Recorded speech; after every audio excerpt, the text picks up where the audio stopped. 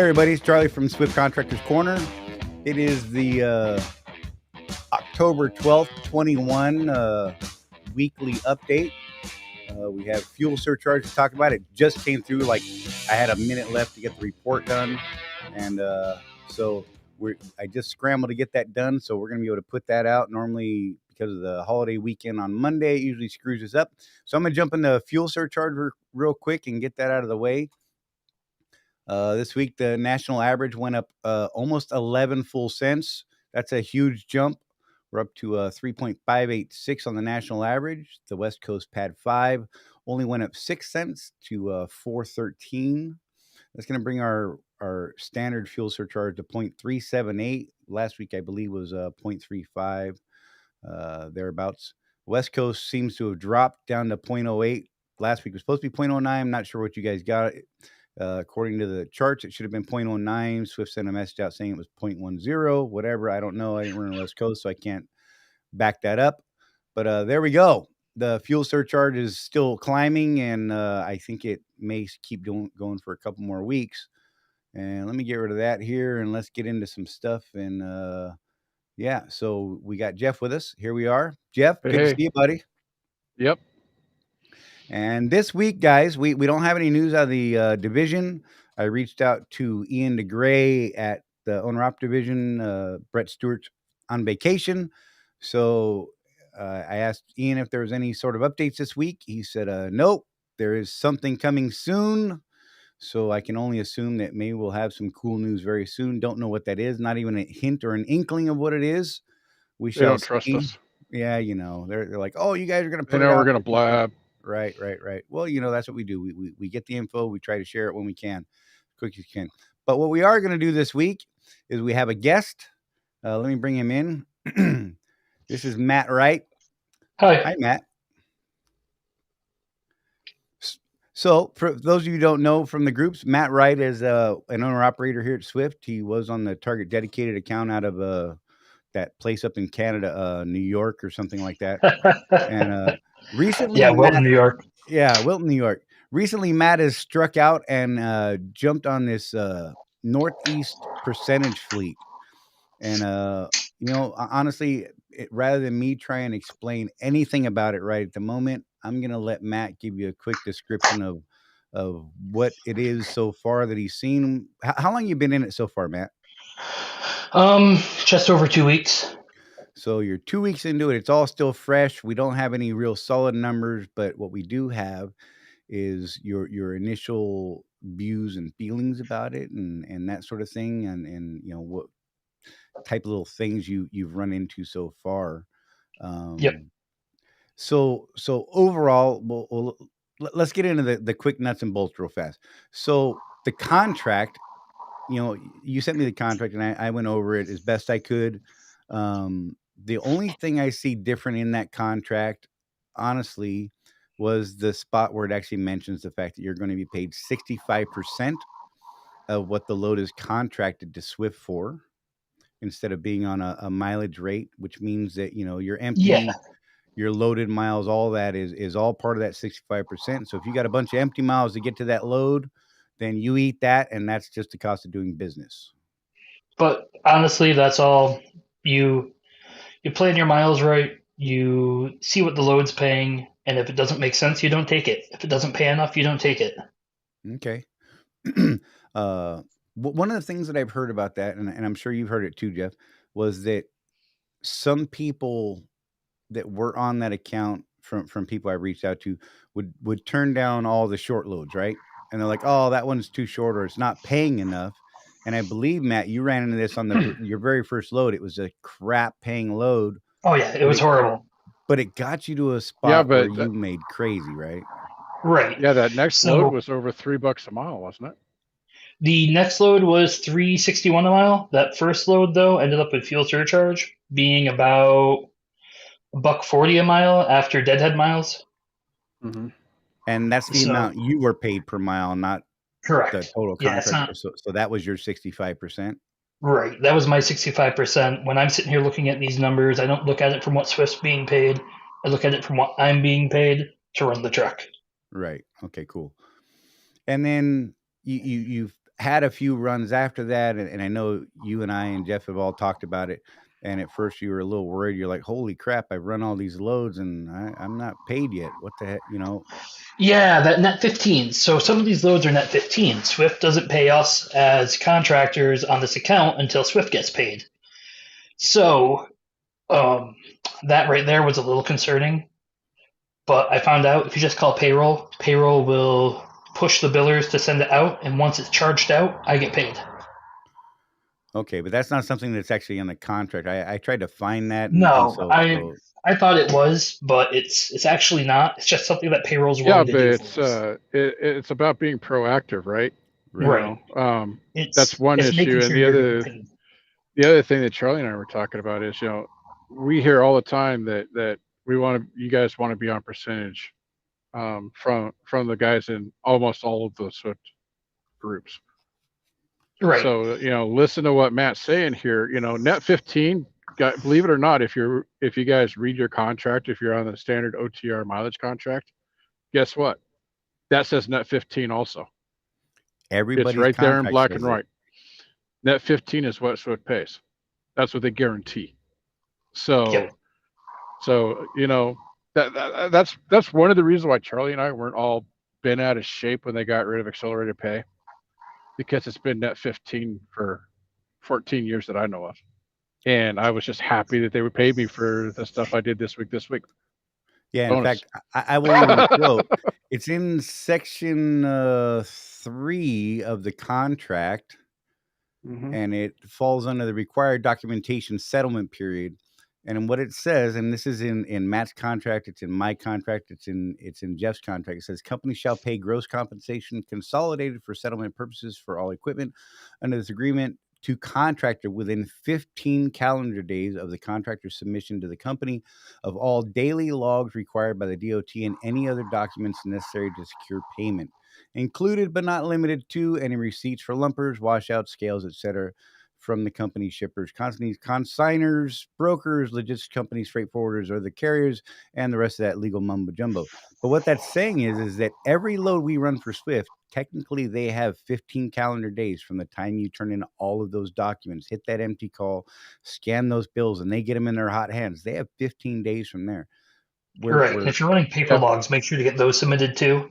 Right. Because if you don't submit those paper logs, it's up to them if they really want to pay you before those 15 days. Right. Also, they have the right to not pay you until you get those paper logs in. Exactly. And a lot of people don't realize that's and it's a big section. I mean, it's got its own bullet. It's number 3 in the contract, and people don't realize that it's there, and they're like, oh, whatever, like Jeff was saying, when they started to do away with the accelerated pay for owner ops, we were like, yeah, but you know what? We've been getting it early anyhow, and it was purely out of niceness. I don't know. You can look at it any number of ways. It was good business. I don't know, for them to do it for us, to give us accelerated pay and all that, because by contract they had that 15-day period, 15 calendar days from the time that you scanned everything. So it just was never a big deal to me. I was just like, hell, they're not going to make me wait 3 weeks now, so that's cool. Yeah. Which is nice too, because after you get past that rough first week, you're going to see loads are going to start to fall in, because some of them are going to be billed out immediately. If it's a contract that Swift has, it pays out immediately, because that's how their contract's set up. Things like that. So you're going to see not all of it's going to be net 15. My first check, I had 4 loads, but those 4 loads was $6,500 for 4 days worth of work, and it was 1,300 miles. Right. So, yeah, the numbers initially are looking pretty good. From what you've been posting in your blog in the Swift Contractors Corner Facebook group. For those of you not in that group that are owner operators, if you're a legitimate, not a legitimate, wrong word. If you are a verifiable Swift contractor with a Swift contractor's driver code, you can join that group. You must be active with Swift as a contractor to get in that group. But Matt's got a blog that he's running there on a weekly-ish basis, where he's keeping us updated every on couple what's days. going on. So yeah, there you go. Every few days. Pretty much when things change. Right, and there's been some cool information in there. He's sharing, the rates and how the experience is going. A lot of basically what we're going to try and go over here today with it. And hey, Greg, I see you, buddy. And Leonard Snow, thanks for checking in, guys. Glad you're all here. Um, so Matt, so with your first 2 or 3 weeks under your belt, um, knowing that some of this could be net 15, and you mentioned that you called payroll to kind of put a fire under them. Um, if you didn't do that, and because I imagine if we had, let's say, everybody in the owner op division was on a net 15 and all on percentage, which would be an amazing thing, but probably not good for some. But if I'm willing to bet that they're going to be like, look, y'all need to quit calling us because Oh yeah, start managing your I stuff better. I honestly can see them if they're going to be putting everything on there. I feel like they're going to follow the path of everyone else where they advance it. That's just a feeling I would have because if we have what 700 owner ops on Swift right now. Yeah, I don't If know you what have the all number is. 700 people calling every 100 or if you have all 700 people, you have 250, 300 of them calling every Monday or Tuesday about getting paid. Right. That's going to get annoying quick to them. And at the same time, they can't really tell us no because it's the money that we've worked and run their freight for them and stuff like that. Right. All they can really say is we're going to send an email. That's what they tell me. Okay, we'll send an email out to billing to get them to push it and get paid. Okay, cool. Yep. So if you had to rely on, let's say you were strictly relying on the net 15 and just starting this out, Jeff and I have told people in the past, if you go to a percentage and you're on a net 15, a net 30, I mean, they can go as far as a net 90, depending on some of the contracts on load boards, things like that. What are some of the things like, let's say you were completely bound to the net 15 and just starting this out, what would you have done a little bit differently at the start of this versus the way you kind of face dove into it anyhow? I probably would have waited a week or two just because my truck was in the shop and I just said the hell with it. I'm just going to go straight in from the shop. So that first week was a little rough for me. I ended up having to take out $300 advance just to make it through to payday because of, well, actually to make it through till, payday. Right. Just because it was tight. My truck was in the shop for the week before. I hate the Swift rental trucks. I absolutely hate them. I'll try not to run them. I ran them, I think, once that week just to cover my settlement and then said the hell with it. Right. So, I would just definitely make sure that you have $2,000-$3,000 sitting in the bank to go into this with, just so you're not sitting there like, oh, well, shit, what am I going to do? Right. So if, let's say we're covering that net 15, they don't have to hit the settlement. So, I mean, technically it could be about 21 days in reality. If they went the full net 15 and just hit the settlement just at the right point, you'd have to wait a week. So maybe 2 or 3 weeks of backup just in case.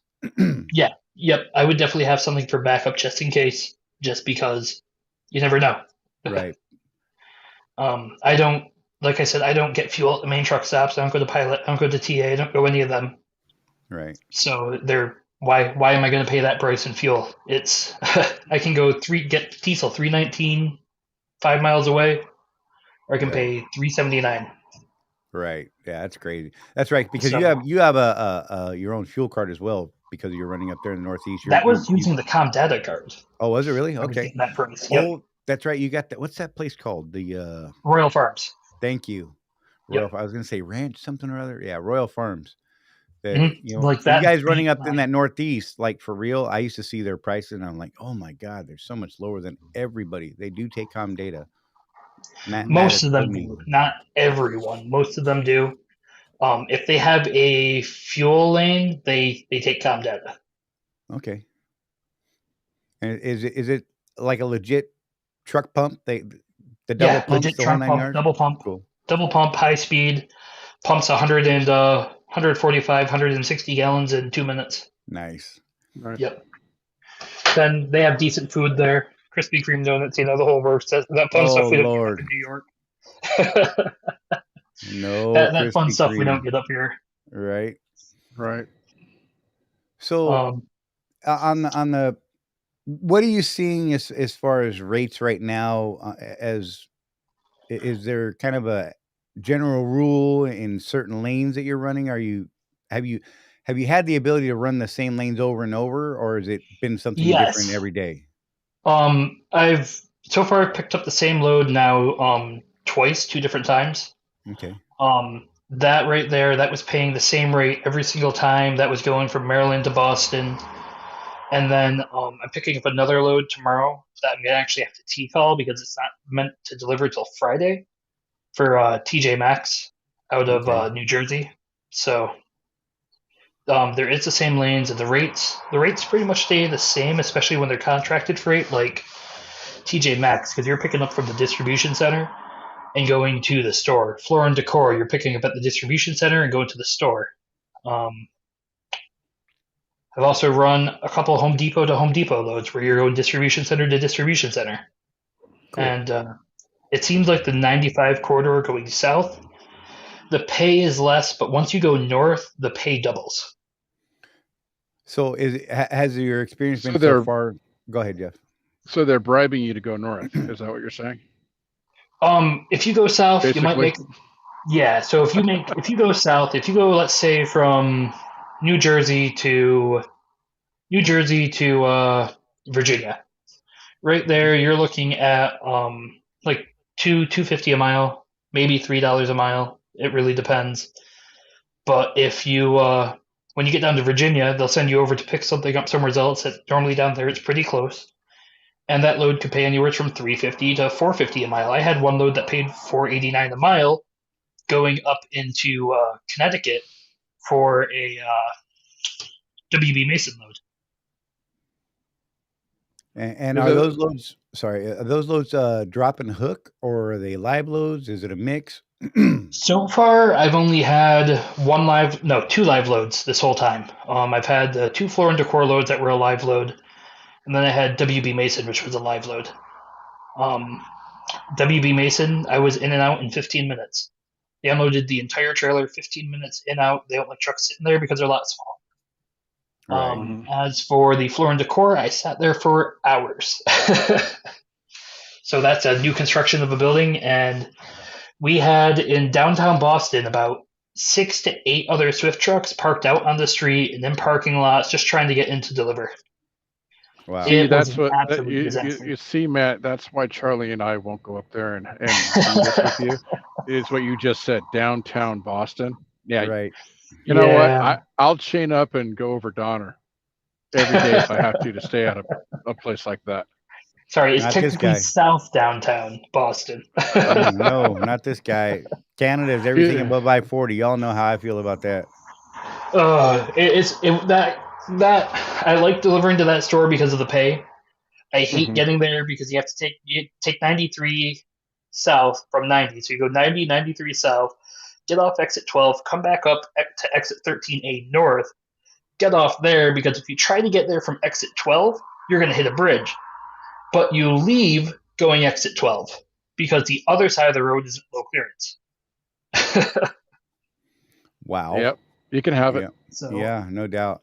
it's I guess the first 3 days there, one truck hit a bridge, the other truck backed into the cement pillars out by the docks and completely flattened them. That sounds terrible. Yeah. That sounds completely terrible. Yeah, there's a lot of these loads that go like there where you have to follow the directions, otherwise you might hit something.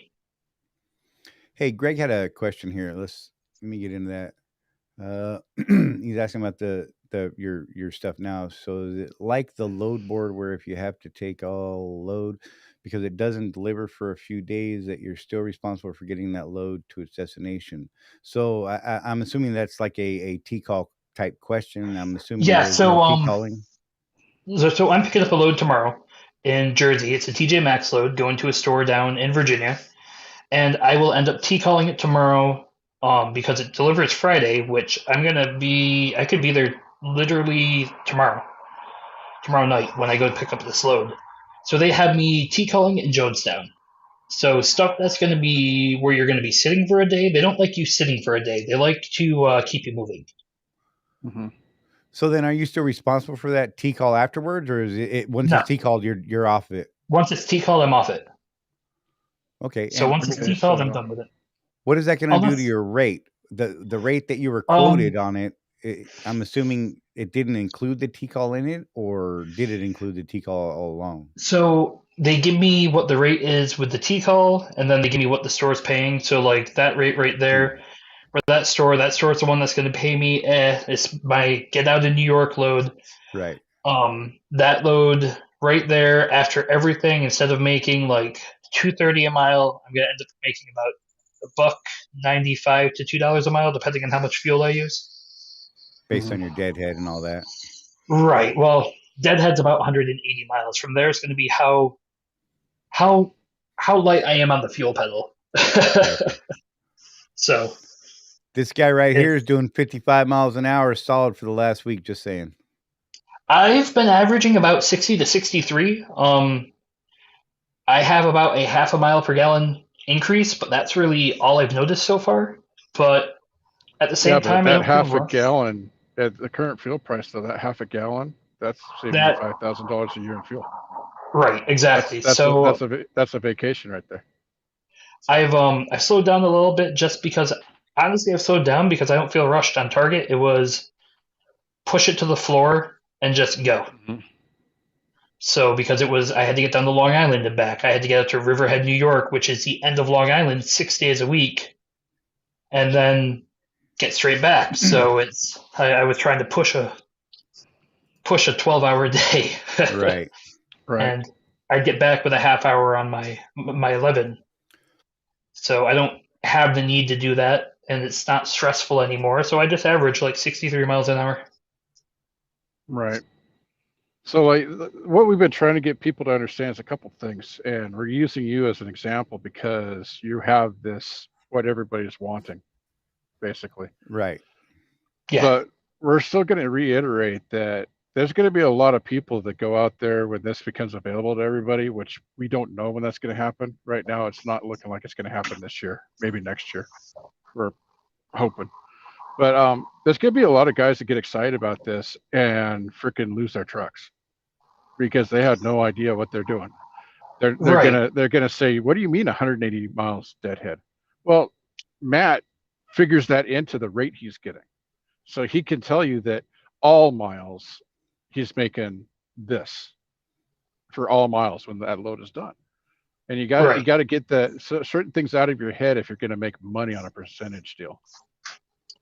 If I'm making, as long as I'm making $1.75 a mile for all miles at the end of the week, I'm happy.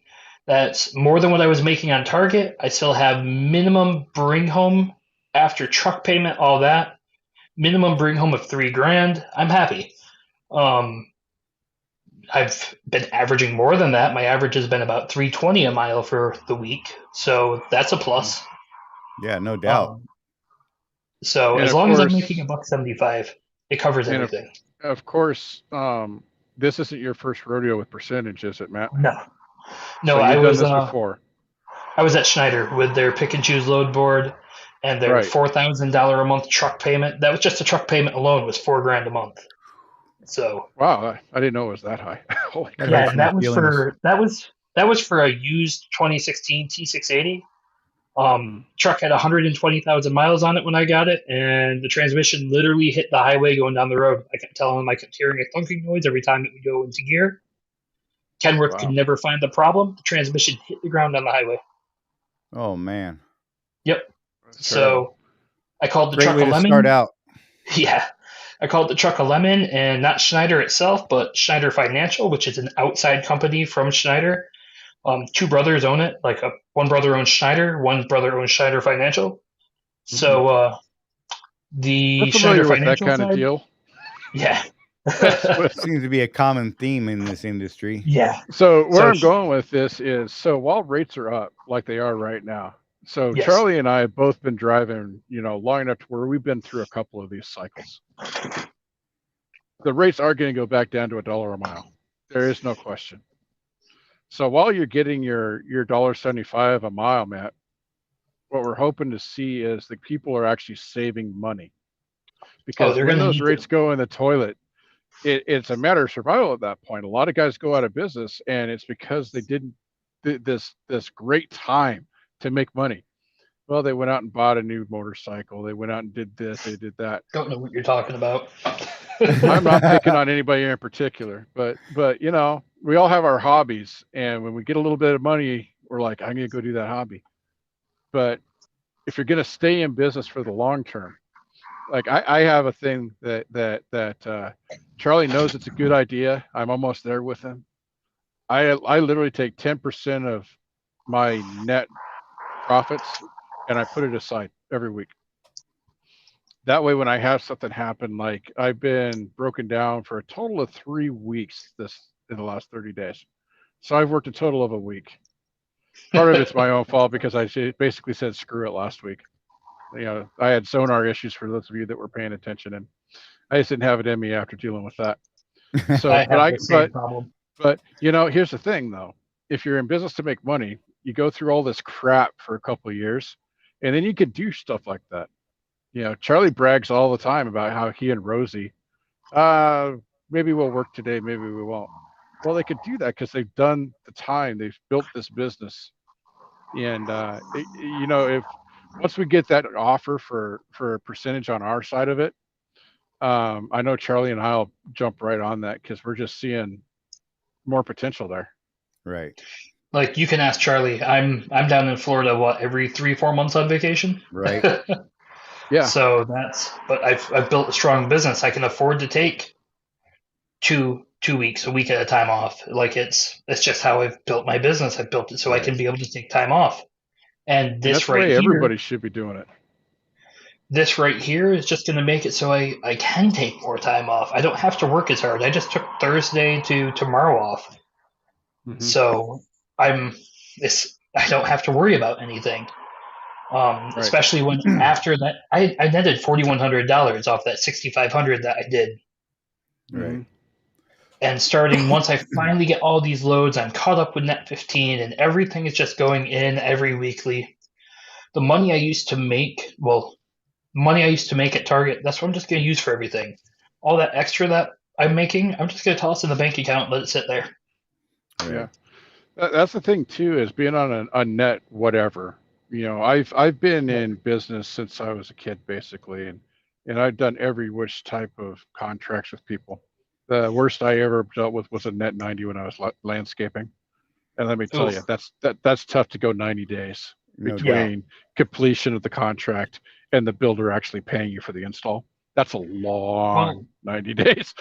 So the thing is though, is once it starts flowing though, once the money starts coming, you're looking at what did I make for the month, what did I make for the quarter, and what did I make for the year. Right. The weekly goals are just, I need to do this much this week so that I make my quarterly and my yearly goals. Yeah. That's all the week is for. But you know what they say about Net 90 is they are hoping you'll forget about it. Yeah. Yeah. A lot of, you know, dealing with builders, especially. A lot of them have a lot of those dudes had one foot in the bankruptcy grave because they built the house, and if it doesn't sell, they're screwed. Right. And basically doing an install in like the West Hills of Portland, pretty good paying job, but that house has got to sell, otherwise the contractor doesn't have the money to pay you. So it's a mess. Plus, well, it sounds like you're doing pretty good so far though, Matt. Yeah, so far it's been great. So far I've had no real major problems.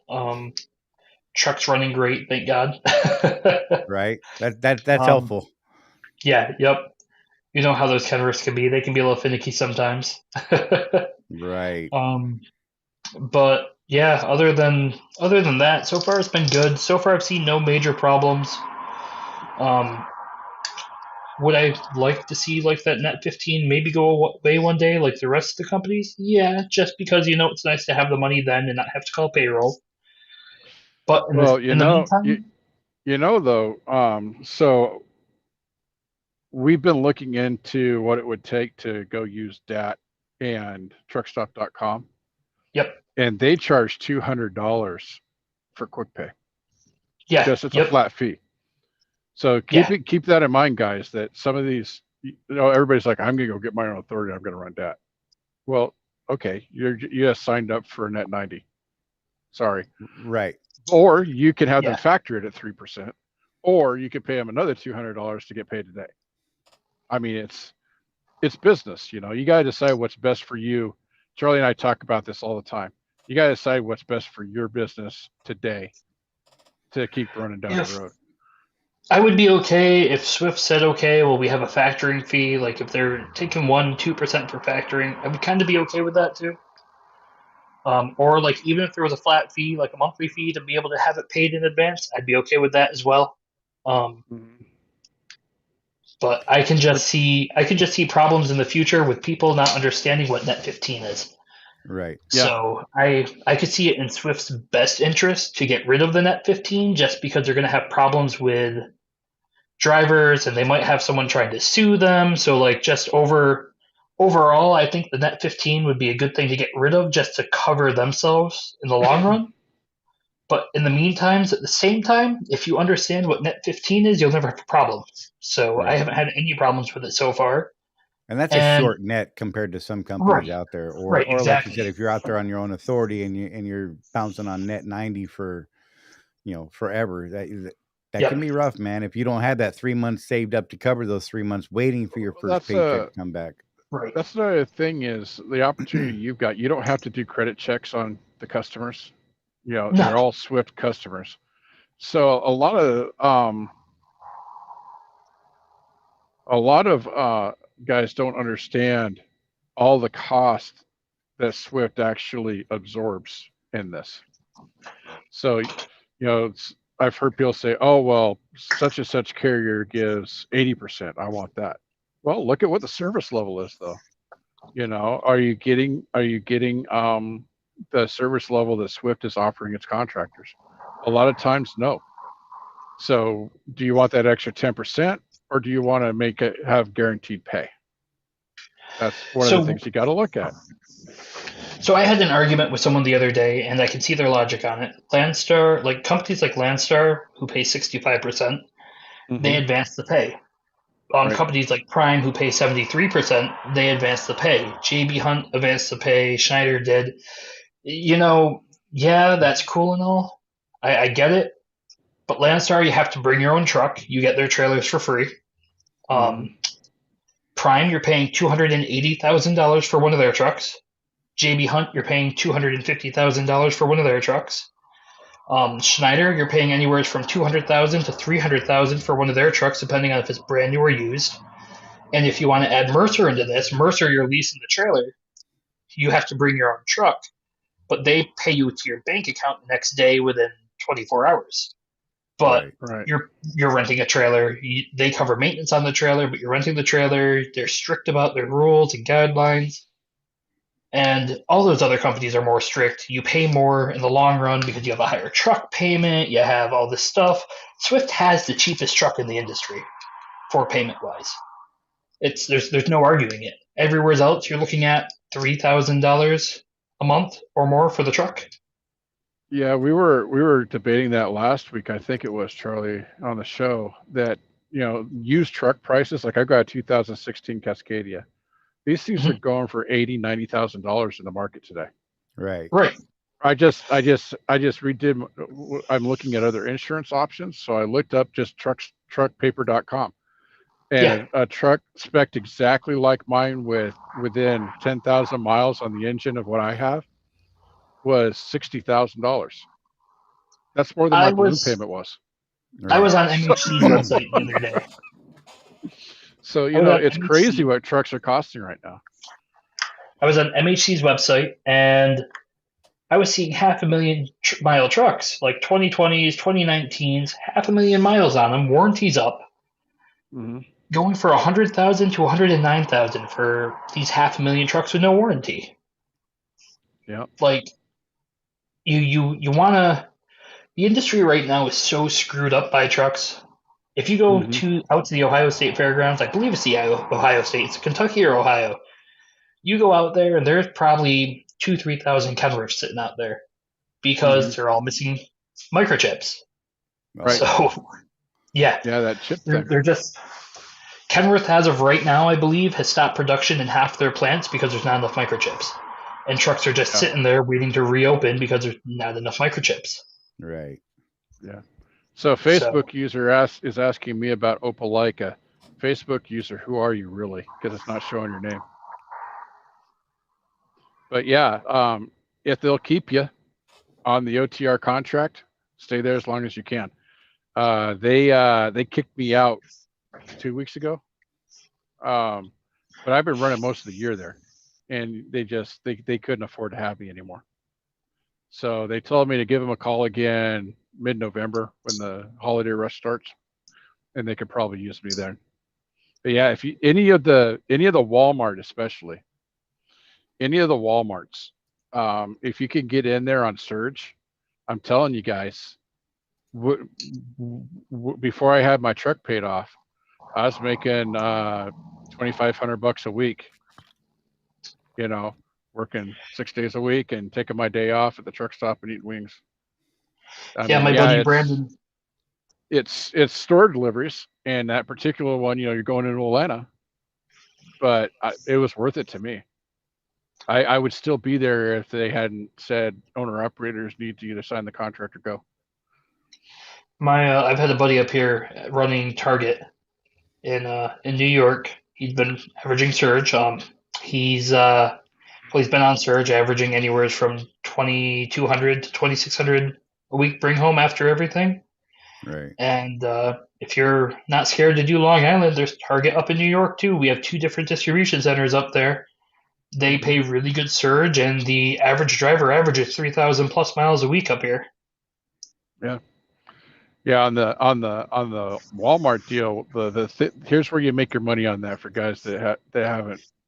Well, I pretty much brag about this because for a guy with a lease, and when you fall behind, especially because of maintenance, because the truck breaks down and you didn't save the money like you should, like we all do, go get on with a Walmart temporarily because you'll be in the black within 2 weeks. I guarantee it.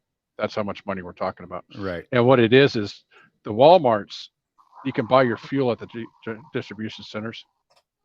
And so it's anywhere between 40 and 50 cents less than you can get it out in even at like a mom and pop locally around that area. So you're getting the OTR rate, you're getting the OTR fuel surcharge, and you're paying basically nothing for fuel. Right. When everything's said and done. Yeah. And so it's just gravy. Look at Alexia. Look at what she's doing. She's running that Walmart account out there. She signed the contract for them, and she's still bringing did not home. Sign. No, she didn't. I thought she had signed it. Nope. Okay.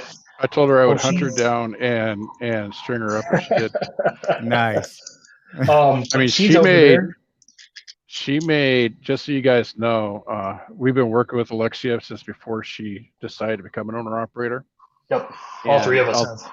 I'll toot our horn a little bit here. She's pretty much done everything we've told her to, all the way down to trying to get surge at Walmart's, because she used to be a driver leader at the one in Corinne. So she knows that operation inside and out already. And I don't know. She's killing it. She's just plain killing it. The one thing I keep telling her she should get is a fuel card, especially if she doesn't plan to stay there, because she plans to move to Florida. I keep telling her she needs to look into fuel cards, and she's going to save even more money, put more money in her pocket. Potentially, yeah. Yeah, that's another episode, though. We might have something for you guys on that in a couple of weeks. So, I do Arcadia OTR rate 2 month on it, mainly from Temple to Fort Pierce, anything south to Homestead. Yeah, that was Michael Ferris's comment. He's running that Arcadia account. Yeah, I think Alexia, when she moves down there, that's what she's planning on doing too. Right. So that, or she's been talking about Target too, going over there and working with Ida. Yeah. So I don't think that's going to work out. And I've been trying to crunch the numbers out of Target as a solo owner. I mean, there's guys that are doing it. But but the potential is much better for a solo owner op at one of the Walmarts because of the fuel Mhm. price, because of the way Walmart runs their loads versus the way Target does. Target dispatches all the loads for the day at about 6:30 in the morning. Mm. And that's it. So if you need to be solid on your PTA, and if your PTA is late coming back, you may not get a load for that night I keep because forgetting of that that that one's PTA. different than Right. the target I was on. Target I was So on, they just based off what you had for hours left. yeah, and We're on that's how full most of the dropping one. Walmarts are. But the Target in Lake City is not that way. They, for whatever reason, that DC requires them to dispatch and assign loads first thing in the morning, and it's not just the Swift side of things. My understanding, it's the Lake City DC's requirement that all those loads be either covered first thing in the morning. So if there's loads that can't be covered, then they can broker them out because they don't want to Mm. not get those loads out, and because of the limited availability, we'll say for drivers in that Lake City DC, that it's a big problem. Makes sense. Yeah, it's a tough one for solo owner ops there because of the turnaround time and the length of haul and all that. Oh, you know what? Back to this percentage thing, Matt. I meant Yes. to ask, what is your average length of haul on most of the loads that you've been running on the load board so far, or the percentage so far? The farthest haul is 440 miles. So, but on 440. average, yep, that's the farthest I've hauled is a Okay. 440, and the average is anywhere from 200 to 350. So, if we looked at that from the pay scale band, you'd be looking at a $1.32 plus surcharge, so a $1.60 ish. So yeah, your calculation is you want to keep it above $1.75. Yep. So that's pretty decent above what we're getting. Oh yeah. Yeah. So Yep. you're doing well on that, but again, I mean, as well as the rest of us know that should the market drop out right now, where the forecast from everything I've been reading and hearing and things like that is we're looking great into the middle of next year. I haven't seen anybody willing to forecast beyond that yet. I've been If trying to you watch the look at markets. the DAT forecast, they went out about 2 years, and at 2 years, they're looking at nothing but going up. But that's with the continuation of like a driver shortage and the ship stuck out in sea, Right, because the price of freight is going to go up because people want this stuff delivered because they're just sitting there on their boats or they're just sitting there in their docks. right. So the price of freight, that's their DAT is the farthest one to go out, and that's at 2 years currently. Yeah, I was talking to a driver who potentially could be coming over this way, a guy named Eric, and he was. I knew about the port back up on the West Coast. I knew that was a big storyline and all Yep. that sort of thing. He's out of here on our side over on the East Coast, and he was talking to me about the backup in the ports out of Savannah, and he believed Jacksonville as well. I don't pay attention to that honestly They're because starting to back it's up not in New my York. thing. They're starting to back up in New York too. They're coming up the Okay, Hudson River up to Albany to try to get unloaded there. right. We have cargo ships coming into. We had a problem the other day where a cargo ship came up and then couldn't turn around. Oh, that's probably not good. I Yeah, didn't so it know couldn't. I didn't know that we had any ships in our fleet. Right? That's that. What? You better stop it. You better stop it. That tried to So U-turn a ship. He's done, man. That's an auto fire. Right? yeah, yep. So it's Well, not if he's as a of right now. contractor. I'm just saying, contractually speaking. Oh, As of right now, Turn there's around. 80 ships. right. Yeah, and I said, it's funny because I actually just saw a news report today. The Port of Tampa, or the Florida Port Association, is trying to get some more ships pushed over this way because. Sorry, I got away from my mic. They're trying to get some. I guess the southern ports. Tampa, Miami, and those apparently are kind of under capacity, and they're like, "Hey, send us your stuff. We can help you get it offloaded." So Yeah. Yep. it's an interesting thing. So yeah. So the forecasting, yeah, Swift has talked about in some of their stuff, things from Adam Miller and that sort of thing that you see on some of their videos. He seems to be willing to talk about 6 months out or 6 months into the next year, and those numbers are looking great from everything I'm reading and seeing. Um, you saying Dad is looking 2 years out, and that's cool. And let's hope it goes that way. Just remember, forecasting is what it is, and it's an educated guess, and let's hope it sticks that way. But in the event that the markets drop out again, uh, how do you think you're going to fare? Let's say you make it to the next year and a half, and we go through a 6 month dry spell, Matt, and the rates If tank, man. What's your plan? if the rates tank and I'm looking at a 6 month dry spell, I honestly couldn't tell you. I just hope that I have enough money saved up to make it through it. So that's really all you can hope for So is you're make not sure you have hoping, you're planning for. correct planning. See what I did there? See what I Yes, did yes, there? yep. See what you did there. All right. So as long as you keep up there, like I know I can live at $1.50 a mile. I might be okay. Yeah, things might be a little tight. Might not be able to go on vacation. Might not be able to do all the fun stuff I'm used to. Right. But if I have to deal with that for 6 months, I have to deal with that for 6 months. So Just to date ourselves here, I'm going to date Jeff worse than myself. When I started it as a lease contractor, I was at 96 cents a mile as my base rate. Jeff was at I think it was like 13 cents 80. or 84. 87. 87 cents was his base contract rate, right? And he and I talk about it all the time. We're like, man, we were living pretty good at that point, For me, it was what 2009 ish, 2010 when I contracted on. Jeff, we were what 08 when you contracted. 2000. Yeah, it was. Yeah, so I contracted in February of 08, and then Okay. right after that is when the economy crashed. Right. So the first thing that happened to my business was a major correction in the market. And I had to seriously, it's like those of you that have been in the service, you go to basic training and you got within the first couple of days, you have this thought, what did I just do? Right. And that's the same feeling I had, by that first fall. I was watching the market go, and I'm a mentor. I've got students on board. And this was back when you actually did transcontinental with students back and forth from East Coast to West Coast. And we were sitting 2, 3, 4 days between loads. Wow. And I'm like, oh my goodness. How is this going to work? Right. But pure just thick-headedness on my part. I just pushed through it. But we made it through that point. That's where I'm trying to get at here.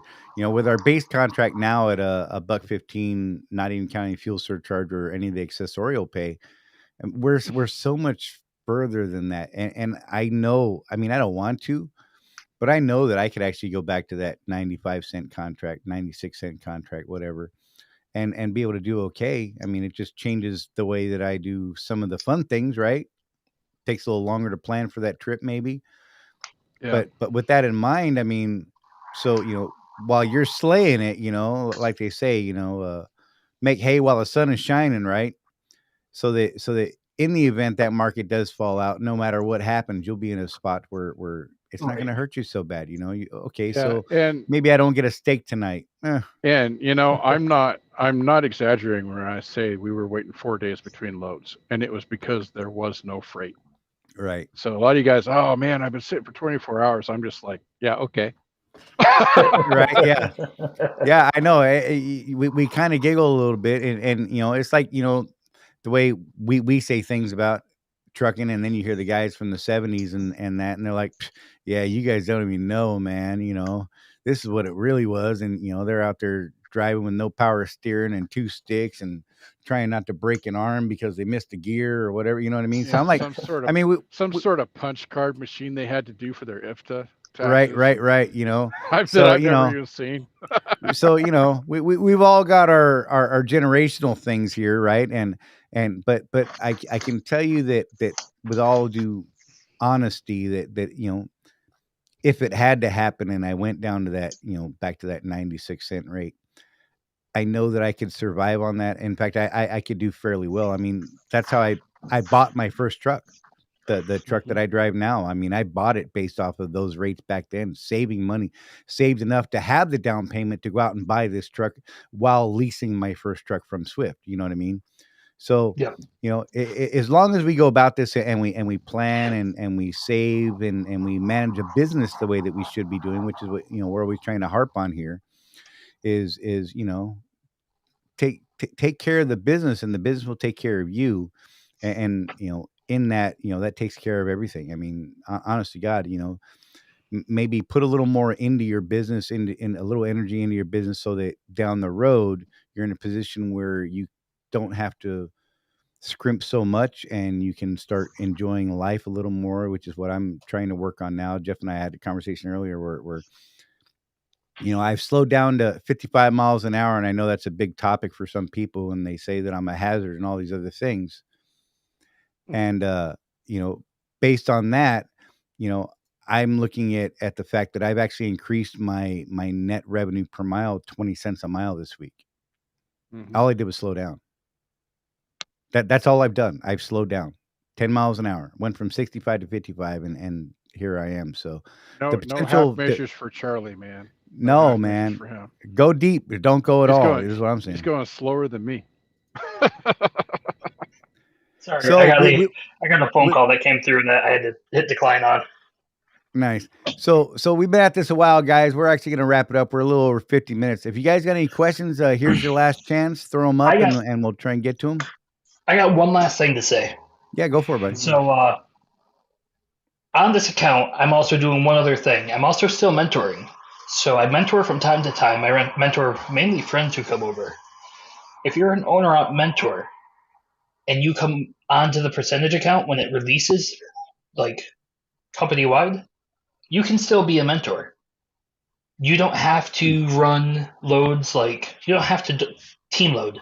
You can just sit there in the passenger seat, still make the same money, and not have to worry. Right. That's what you and I talked about that the other day. Right. About that, I was like, well, hell, you're still making $250, $350 a mile. I mean, heck, I'm look, from a training standpoint, I would have loved that to have just that extra little bit. Right. Man, I can sit in the right seat and we can do some training. You know what I mean? Yeah, because I have a friend right now who wanted to get into trucking, and that's mainly all I train. I won't train anyone else. I only train friends. They had to really beg me and offer me a bonus to train someone else. So now it's like, okay, well, if I do decide to take anyone after my buddy Pat, then I'm just gonna sit in that passenger seat the whole time and never worry again. Like never have to worry about driving, stuff like that. So cool. Nice. I'm going to throw these fuel surcharge prices up again real quick, just in case anyone that didn't see it at the beginning. These are the numbers for the week, guys. Fuel went up almost 11 cents. Fuel surcharges jumped quite a bit. I mean, that's a 2-cent jump this week, I think. So, yeah. Good numbers for the week, guys. Climb. I'm still rooting for $5 a gallon, man. Heck yeah, man. I hope it comes. It'll make me happy. You got anything else you need to get out there, Matt? No, just make sure to really pay attention to your rates of what it's going to be in total. If you pay attention to your rates, you take what makes sense and what doesn't make sense. You just say, no, I'm good. You'll be fine. You'll never have problems on this account. You'll never have problems on percentage pay. Awesome. Hey, Greg, we appreciate you too, buddy. We see you out there. He said, thanks, guys. Whoop, whoop. Thumbs up. Keep trucking. And with that, guys, we're going to wrap it up unless you got anything else, Jeff. Last call. Nope. All right, guys. I want to thank everybody for being here. We do appreciate your time, and you guys come in here and you hang out with us and listen to us rattle off about some of this stuff that sometimes you guys don't understand. You think, oh, you guys are crazy, and we do our best to get it explained so that you know what we're talking about, and hopefully it all makes sense in the end. And our ultimate goal is to help you do better in your business. And I mean, and through that, maybe you can help someone else and do a little bit better in their business and just kind of pay it forward type of thing. And other than that, if you haven't already, I know some of you are, Leonard Snow, I know you see us on Facebook. Hey man, pop over to YouTube and hit that subscribe button, and your name will pop up in here when you watch us from YouTube. Just saying. But hit that thumbs up. It helps us with the analytics. On the Facebook stuff, we appreciate you guys, and thanks for watching. And if you guys don't have anything else, like I said, we do appreciate you, and we'll. And I'll keep everything up to date on the Contractors Corner page. You'll see my definitely keep that blog going, man. Yeah, definitely keep that going. Sure. It's been some good information. All right, guys, we thank you for being here, and we'll see you next time here on Swift Contractors Corner, and we'll see you next time. Be safe.